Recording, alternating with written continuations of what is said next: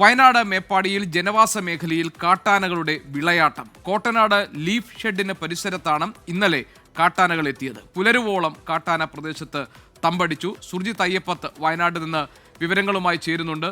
സുർജിത്ത്, ഈ മേപ്പാടിയിലെ ജനവാസ മേഖലകളിലെ കാട്ടാനകളുടെ സാന്നിധ്യം എന്നത് ഒരു സ്ഥിരം സംഭവമായി മാറിയിരിക്കുകയാണോ? വനംവകുപ്പിന് ഒന്നും ചെയ്യാനില്ലേ? നാട്ടുകാരുടെ നില എന്താണ്? നാട്ടുകാർ ഇതിൽ കാട്ടാനകൾ തുടർച്ചയായി ഇറങ്ങുന്നതിൽ വലിയ രീതിയിലുള്ള പ്രതിഷേധം ഉണ്ട്. ജി.കെ.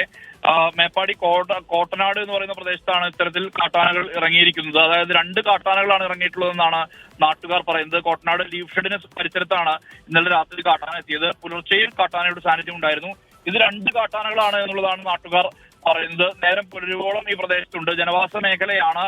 അതുകൊണ്ട് തന്നെ ആളുകൾക്ക് വലിയ രീതിയിലുള്ള ആശങ്കയുണ്ട്. കമുകടക്കമുള്ള വിളകൾ നശിപ്പിക്കുന്ന ഒരു സ്ഥിതി കൂടി ഉണ്ട് എന്നുള്ളതാണ് നാട്ടുകാർ ആരോപണമായി ഉന്നയിക്കുന്നത്. ഇത് മേപ്പാടിയിൽ നിന്ന് ചുണ്ടയിലേക്ക് പോകുന്ന ആ വഴിയിലാണ് ഈ കോട്ടനാട് എന്ന് പറയുന്ന പ്രദേശം. അവിടെയാണ് ഈ കാട്ടാന സാന്നിധ്യമുള്ളത്.